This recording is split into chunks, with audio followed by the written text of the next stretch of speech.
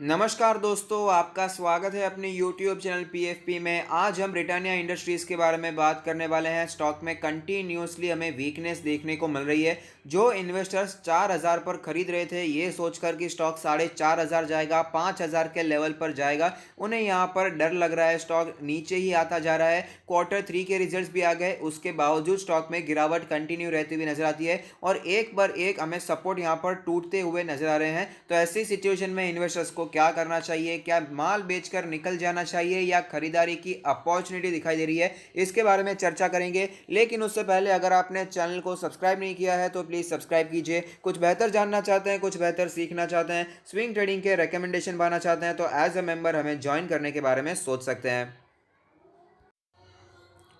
एक large cap stock है, 83,000 करोड़ की मार्केट कैप, 3424 का लास्ट ट्रेड प्राइस, जो कि आज हमें 1% नीचे दिखाई दिया। एक महीने में 4% के करेक्शन पे अवेलेबल है, एक साल में 10% के पॉजिटिव रिटर्न्स हैं, 5 ईयर्स में 154% के शानदार रिटर्न स्टॉक ने बना कर दिए हैं।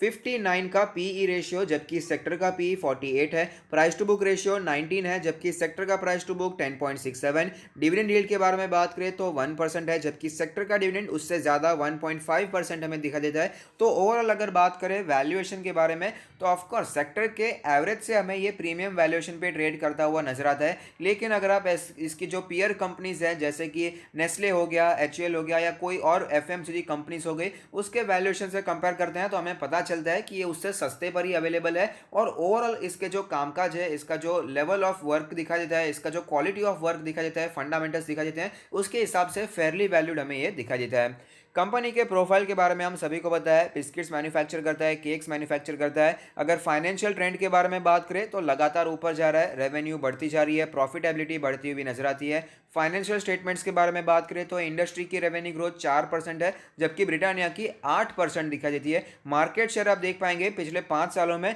22% से बढ़कर 35% हो चुका है। तो बिस्किट की जो मार्केट है उसमें ये मार्केट लीडर पोजीशन को होल्ड करता है। अलग अलग फाइनेंशियल ईयर्स को ग्रोथ व्यू पर कंपेयर करने पर हमें पता चलता है कि शानदार ग्रोथ दिखाई है। कभी भी ऐसा नहीं हुआ है कि पिछले साल के मुकाबले परफॉर्मेंस में डिटोरिएशन देखने को मिला। हर साल पिछले साल के मुकाबले अच्छा ही परफॉर्मेंस देखने को मिल जाता है, चाहे वो टोटल रेवेन्यू हो, एबिटा हो, पीबीआईटी हो, पीबीटी हो या नेट इनकम हो। अब फिलहाल काफ़ी लोग डर रहे हैं कि कंपनी पर कर्जा बहुत बढ़ चुका है, बैलेंस शीट पर यहाँ पर डेट बहुत ही ज़्यादा दिखाई दे रहा है। फाइनेंशियल ईयर 20 में जितना यहाँ पर दिखाई देता है उतना फाइनेंशियल ईयर 19 में नहीं था। तो उसका अभी उसके कारण क्या स्टॉक हमें नीचे आता हुआ नजर आ रहा है। आप देख पाएंगे टोटल लॉन्ग टर्म डेट पहले ज़्यादा नहीं था, 100 करोड़ के अंदर था, लेकिन फिलहाल 2020 की बैलेंस शीट में 766 करोड़ का दिखाई दे रहा है। तो ऑफकोर्स हमें यहाँ पर डेट बहुत ही ज़्यादा बढ़ता हुआ नजर आता है। तो इसके कारण काफ़ी लोगों के मन में डर बना हुआ है। तो इसके कारण तो स्टॉक का वीक नहीं हो रहा है। तो इसके बारे में भी आज हम चर्चा करने वाले हैं। तो आप देख सकते हैं हम चार्ट्स पर आ चुके हैं, जहां पर हमें पता चलता है कि 4000 के लेवल पर डबल टॉप बनाने के बाद हमें यहां पर गिरावट ही देखने को मिल रही है। स्टॉक कंटिन्यूसली वीकनेस दिखा रहा है, स्टॉक कंटिन्यूसली नीचे जाता हुआ नजर आता है। और करंट सिचुएशन के बारे में बात करें तो फिलहाल स्टॉक ने अपने सारे मूविंग एवरेज को तोड़ दिया है। इसका जो 200 डेज का मूविंग एवरेज था वो भी हमें टूटता हुआ नजर आता है, यानी कि स्टॉक हमें बियरिश होता हुआ नजर आ रहा है। इंडिकेटर्स के बारे में बात करें तो मनी फ्लो इंडेक्स का नंबर ऑलरेडी ओवरसोल्ड हो चुका है। अगर बात करें आरएसआई के नंबर के बारे में तो आरएसआई का नंबर 33 दिखाई दे रहा है, जो कि हमें ओवरसोल्ड होने की कगार पर दिखाई देता है। एमएससीडी के क्रॉसओवर्स के बारे में बात करें तो फिलहाल जो क्रॉसओवर दिखाई दे रहा है ऑफकोर्स यहाँ पर बियरिश क्रॉसओवर बनता हुआ नजर आया है। बॉलिंजर बैंड के बारे में बात करें तो फिलहाल स्टॉक अपने बॉलिंजर बैंड के लोअर बैंड पर ही ट्रेड करता हुआ नजर आता है। पिवट पॉइंट्स के बारे में बात करें तो पिवट लेवल पर ये ट्रेड कर रहा है। आज जो सपोर्ट लिया स्टॉक ने, सपोर्ट तो नहीं कहेंगे लेकिन जहां पर लो बनाया उससे थोड़ा सा ही ऊपर आज क्लोजिंग देखने को मिली है। तो उसी सपोर्ट पर यहां पर थोड़ा सा संभलने की कोशिश करता हुआ नजर आता है। अगर ये लेवल भी टूट जाता है तो 3337 का दूसरा पिवट सपोर्ट चार्ट्स पर दिखाई दे रहा है। अब इसके ऑल टाइम चार्ट्स पर एक बार चले जाते हैं, जहां पर एक कैंडल 1 मंथ को रिप्रेजेंट करेगी। तो आप देख पाएंगे स्टॉक में शानदार तेजी देखने को मिली है, मल्टी बैगर स्टॉक रहा है। जनरली स्टॉक में जब भी करेक्शन देखने को मिला तो 20 मंथ्स का जो ईएमए है एज अ स्ट्रॉन्ग सपोर्ट हमें दिखा देता है और वापस तेजी कंटिन्यू रहती हुई नजर आती है। फिलहाल स्टॉक में हमें बहुत ही ज़्यादा वीकनेस देखने को मिली है, लेकिन उससे पहले हुआ क्या है ये एक बार जान लेते हैं। स्टॉक में कैसी मूवमेंट देखने को मिली, उसके पीछे के रीजंस क्या थे, क्यों इतनी ज़्यादा मूवमेंट देखने को मिली। सबसे पहले तो मार्च के क्रैश से शुरुआत करते हैं। उसके पहले सब कुछ चल रहा था, नॉर्मल ट्रेडिंग हो रही थी, लेकिन मार्च में क्रैश देखने को मिला। स्टॉक में भारी गिरावट देखने को मिली। 2200 2000 के आसपास सपोर्ट लेने के बाद शानदार तेजी आई। स्टॉक 4000 तक पहुंच चुका था। अब 4000 तक क्यों पहुंचा था उसका रीज़न जान लेते हैं। अब एफएमसीजी सेक्टर, पहले तो ये बात है कि ये सेक्टर सेफ होता है, इसलिए ज़्यादा बाइंग हमें शुरुआत में इन्हीं सेक्टर में देखने को मिली थी। एचयूएल की बात करें, नेस्ले की बात करें, तो वो सब भी भागते हुए नजर आए थे। लेकिन उसके अलावा ब्रिटानिया में एक दूसरा रीज़न भी था कि जो बिस्किट का सेगमेंट है वहाँ पर होर्डिंग होती हुई नजर आ रही थी। लॉकडाउन के समय पर यह डर बना हुआ था लोगों के मन में कि जो प्रोडक्शन हो रहा है वो थम गया है, अब आगे हमें प्रोडक्ट्स मिलेंगे या नहीं मिलेंगे, तो दुकान में अभी जितना मिल रहा है रख लो, जितना मिल रहा है सब कुछ खरीद लो, बाद में घर में बैठे आराम से खाएंगे। तो इसके कारण इसके जो सेल्स थे एकदम से रॉकेट हो गए थे।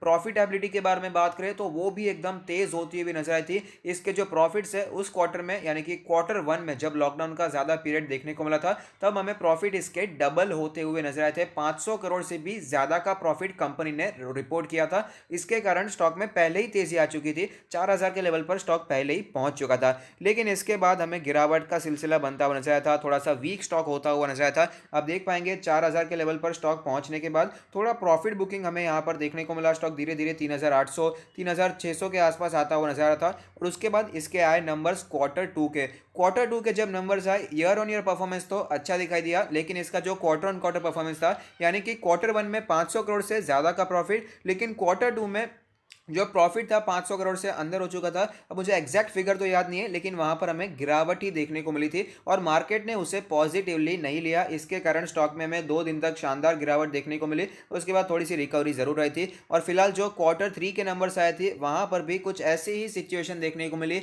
अभी फिलहाल 2-3 दिन पहले ही क्वार्टर थ्री के रिजल्ट का वीडियो मैंने पोस्ट किया है, आप उसे देख सकते हैं। वहां पर भी कुछ ऐसी सिचुएशन थी। ईयर ऑन ईयर बेसिस पे परफॉर्मेंस उधर गया, लेकिन क्वार्टर ऑन क्वार्टर बेसिस पे परफॉर्मेंस हमें नीचे जाता हुआ नजर आया। और उस वीडियो में भी मैंने आपको बताया था कि मार्केट ने क्वार्टर टू के समय जैसा रिएक्शन दिया था, ऐसा सेम रिएक्शन हमें अभी भी देखने को मिल सकता है। और ऐसा ही हुआ, और यहां पर भी रिएक्शन हमें बुरा ही देखने को मिला।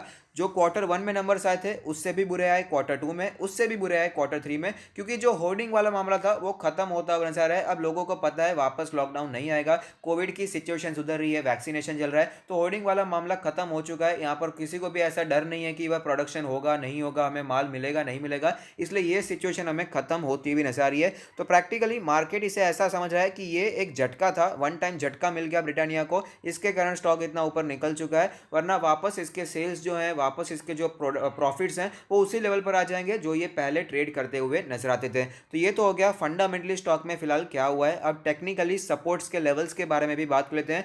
वॉल्यूम्स में हमें यहाँ पर जो दिखाई दे रहा है, वॉल्यूम्स हमें यहाँ पर रेड ही दिखाई दे रहे हैं, यानी कि हैवी सेलिंग होती हुई नजर आ रही है। हालांकि बीच में एक बार हैवी बाइंग हुई थी, लेकिन उसके बाद ज़्यादा मोमेंटम बनाए दिखाई नहीं दे रहा है। उसके बाद वापस हमें मोमेंटम रेड में जाता हुआ नजर आता है, हैवी सेलिंग होती हुई नजर आ रही है। और फिलहाल स्टॉक ने अपने 200 डेज के मूविंग एवरेज को भी तोड़ दिया है, जो कि ऑफकोर्स एक अच्छी बात नहीं है, जो कि एक बियरिश संकेत हमें दिखा रहा है। तो यहाँ पर भी जो गिरावट के रीजंस दिखाई दे रहे हैं, गिरावट के संकेत यहाँ पर हमें दिखाई देते हैं। तो एक इंपॉर्टेंट सपोर्ट लेवल है जो कि इन्वेस्टर्स को ध्यान में रखने चाहिए, वो है 3400 का लेवल। 3400 पर स्टॉक ने पहले डबल सपोर्ट लिया था, डबल बॉटम बनाया था, यानी कि स्टॉक गिरा, ऊपर गया, फिर से वही लेवल पर आया, फिर से सपोर्ट लेने के बाद हमें तेजी दिखाई दी। तो 3400 का लेवल बहुत ही इंपॉर्टेंट है, और ये लेवल ज्यादा दूर नहीं है। 3427 का लास्ट ट्रेडेड प्राइस है, तो ज्यादा दूर नहीं है लेवल। अगर इस लेवल पर स्टॉक सपोर्ट ले लेता है तो अच्छी बात है, वरना और भी गिरावट हमें स्टॉक में दिखाई दे सकती है। वीकली बेसिस पर भी मैं आपको चार्ट्स दिखाना चाहूंगा, जहां पर हर एक कैंडल 1 वीक को रिप्रेजेंट करेगा। तो यहां पर भी आपको क्लियरली पता चलेगा कि 3400 का लेवल पहले as a all time high देखने को मिला था। तो ये भी एक इंपॉर्टेंट लेवल है, इंपॉर्टेंट सपोर्ट है। अगर ये टूटता है तो और भी गिरावट दिखाई दे सकती है। 1 मंथ के चार्ट्स पर भी आपको यही पता चलेगा कि 3400 के आसपास इसका 20 मंथ्स का मूविंग एवरेज भी बनकर आता है, ज़्यादा दूर वो भी नहीं है। तो इस ये जो लेवल है बहुत ही इंपॉर्टेंट है। अगर ये लेवल टूटता है तो और भी गिरावट हमें देखने को मिल सकती है। 3200 के आसपास के लेवल्स भी हमें दिखाई दे सकते हैं। तो अब यहाँ पर जो लोगों के मन में डर बना हुआ है कि क्या कर्जा बढ़ने के कारण स्टॉक में गिरावट हो रही है, तो उसका रीजन मेरा हिसाब से नहीं रहेगा, इसके कारण गिरावट नहीं हो रही है।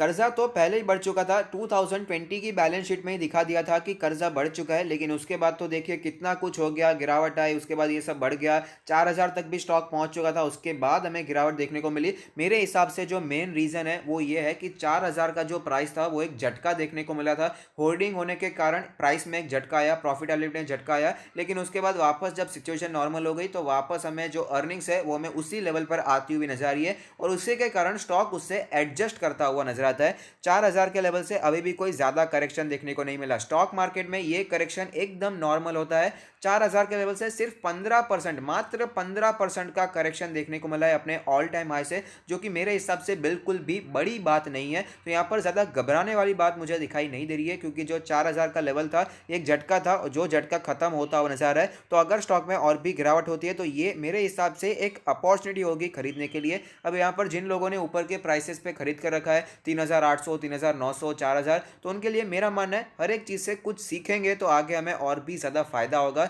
10 में से सिर्फ एक स्टॉक होता है जो कि सिर्फ और सिर्फ ऊपर ही भागता जाता है, जैसे कि अडानी ग्रीन हो गया, डिक्सॉन टेक्नोलॉजीज हो गया। बाकी जितने भी स्टॉक्स बहुत ही भारी तेजी दिखाते हैं, एकदम रैली देखने को मिलते हैं, डबल हो जाते हैं, ट्रिपल हो जाते हैं, उसके बाद वापस हमें कूल ऑफ देखने को मिल जाता है और वापस स्टॉक में करेक्शन देखने को मिल ही जाता है। इसीलिए किसी भी स्टॉक को चेस करने में मेरे हिसाब से समझदारी नहीं है। बाकी लास्ट डिसीजन तो हमेशा आपका ही रहने वाला है। तो ऐसी सिचुएशन में फिलहाल स्टॉक में वीकनेस दिखाई दे रही है। स्टॉक में अगर गिरावट आती है तो स्टॉक में एक्यूमुलेशन का अच्छा मौका हमें दिखाई दे सकता है। 3400 का एक अच्छा सपोर्ट है, अगर ये लेवल टूटता है तो और भी गिरावट हो सकती है। अगर ये लेवल सस्टेन हो जाता है तो यहाँ पर आप बाइंग के बारे में सोच सकते हैं, वरना 3200 से करके 3250 का जो लेवल है वो बहुत ही स्ट्रॉन्ग सपोर्ट है, जहाँ पर आप एक्यूमुलेशन और भी करने के बारे में सोच सकते हैं। इस स्टॉक में बाय एंड डिप्स की स्ट्रैटेजी अपनाई जा सकती है, क्योंकि ओवरऑल फंडामेंटली स्ट्रॉन्ग कंपनी हमें दिखाई देती है, और कर्जा बढ़ता है जो कि ऑफकोर्स एक हमें अलर्ट होना चाहिए, एज ए इन्वेस्टर पता होना चाहिए। लेकिन कंपनी काम कर रही है, पैसे की जरूरत होती है तो कर्जा भी कभी कभी लेना पड़ता है, तो इससे ज्यादा डरना नहीं चाहिए, लेकिन इसको ध्यान में रख के इन्वेस्टिंग करना सीखना चाहिए। तो अगर आपको ये वीडियो पसंद आता है तो लाइक कीजिए, शेयर कीजिए, कमेंट कीजिए, सब्सक्राइब कीजिए, मुझे मोटिवेट कीजिए। Thank you, stay happy, happy investing.